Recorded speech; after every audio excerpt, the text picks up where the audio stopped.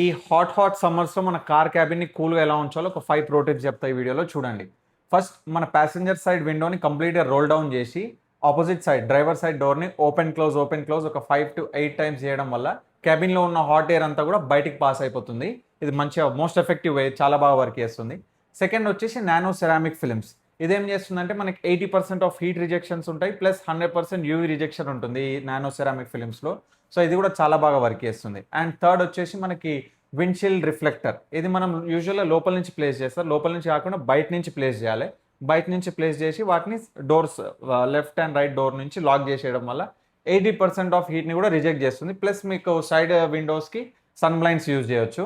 Plus fifth వచ్చేసి మనకి Turkey towels ఉంటాయి కదా ఇంట్లో, ఎస్పెషల్లీ వైట్ వన్స్, అవి తీసుకొని మనం ఫ్రంట్ సీట్స్లో ప్లేస్ చేయడం ప్లస్ డాష్ బోర్డ్ మీద ప్లేస్ చేయడం వల్ల ఏంటంటే డైరెక్ట్గా ఆ హీట్ అనేది మెటీరియల్స్కి టచ్ కాదు. సో మనం ఎప్పుడైతే car ready to start, ready to move అన్నప్పుడు ఆ టవల్స్ తీసేసి మనం కూర్చోవడం వల్ల మనకు కూడా ఎక్కువ హీట్ అనేది టచ్ కాదు, ప్లస్ క్యాబిన్ కూడా కొద్దిగా కూల్గా ఉంటుంది.